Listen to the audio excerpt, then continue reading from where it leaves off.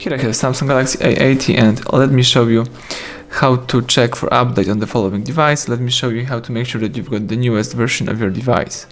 So at the very beginning, let's open the list of all apps, choose settings. Here let's scroll down and select here software update. Choose here download and install.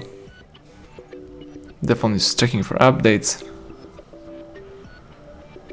As you can see, your software is up to date, so here you can read your current version, your security patch level, and in my case everything looks good. You can also here enable auto download over Wi-Fi, so you can download software update automatically when the device is connected to the Wi-Fi network.